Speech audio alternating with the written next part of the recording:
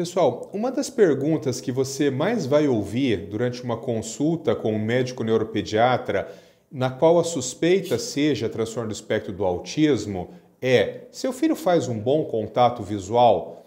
Mas você sabe realmente avaliar isso? Você tem ideia de como se avalia o contato visual? Se você é pai, se você é professor, você tem ideia de como responder essa pergunta? Ou seja, quais são os critérios que você vai utilizar para responder sim, meu filho faz um bom contato visual, meu aluno faz um bom contato visual, ou não, eu acho que essa habilidade está deficitária. É isso que a gente vai falar agora aqui e é muito importante que você aprenda esse conceito. Quando a gente fala sobre contato visual, a gente precisa entender que o contato visual é um comportamento extremamente complexo.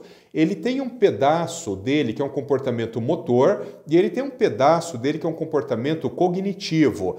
O pedaço que é o comportamento motor, ele é o mais simples de ser entendido. Vocês sabem que existem 6 músculos que cercam os nossos olhos e que eles são responsáveis pelo controle da motricidade ocular. Nós temos o músculo reto superior, o reto inferior, o reto lateral, o reto medial, o oblíquo superior e o oblíquo inferior. Conforme esses músculos eles se contraem e eles se relaxam, eles movem os nossos olhos. Agora, evidentemente, essa musculatura extrínseca dos olhos precisa sofrer um controle cognitivo superior para que a gente olhe para o certo, para que a gente olhe para aquilo que é o foco visual naquele momento.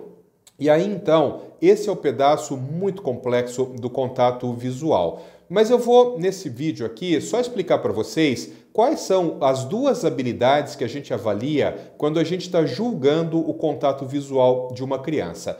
Então, se a gente pensar no contato visual como um comportamento complexo, a gente vai entender que o contato visual ele é composto por 2 comportamentos menores. O primeiro comportamento é o tempo de resposta, ou seja, quando alguém te chama, existe um tempo até que o seu sistema auditivo é impressionado e que você vira os olhos para aquele indivíduo. Nós chamamos isso de tempo de resposta.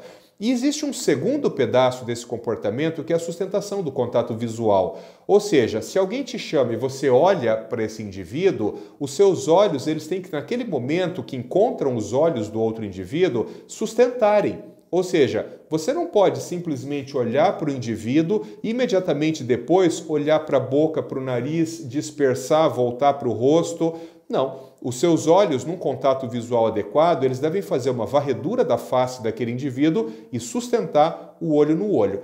Isso é muito importante, pessoal. Muitas vezes, durante uma consulta, eu pergunto para a mãe, seu filho olha nos olhos? Ela fala, olha, doutor Paulo. Daí eu falo, então pega ele no colo e canta uma música para eu ver, uma música que esse nenê goste. A mãe pega a criança no colo, começa a cantar uma música e a criança, na verdade, ela olha para a boca da mãe. Por que para a boca? Porque é onde está tendo a maior quantidade de movimentação. E aí ela se encanta com aquela movimentação e olha para a boca. Ocasionalmente, ela sobe os olhos e cruza o olhar com a mãe, mas ela não está sustentando o contato visual.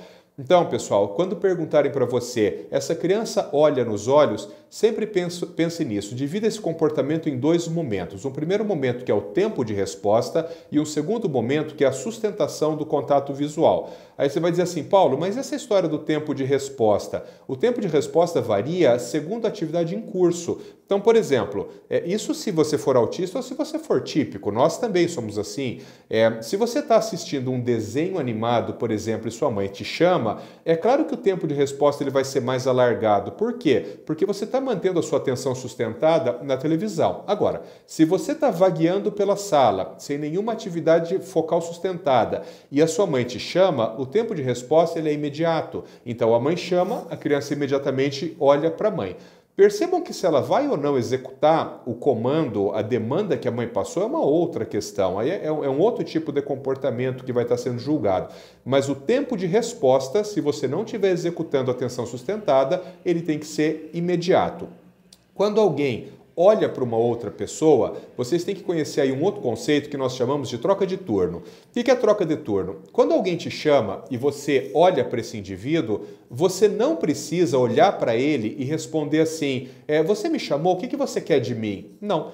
Quando alguém te chama e você olha para o indivíduo, só o fato de você sustentar o olhar nos olhos dele já significa a devolução do turno. Então, devolução do turno é assim, você olha e o indivíduo te faz um pedido. Pega um copo d'água para mim, por exemplo, e aí então você tem o turno com você. Você diz assim, tá bom, já vou pegar para você. Então, pessoal, lembrem-se sempre, quando você for avaliar, quando você for julgar contato visual, divida esse comportamento em 2 pedaços, tempo de resposta e sustentação. Esses 2 pedaços eles devem ser avaliados individualmente para que você, pai de criança com suspeita de autismo, professor de criança com suspeita de autismo, possam informar adequadamente os terapeutas a respeito da habilidade dessa criança, se ela tem ou se ela ainda não tem. Um abraço.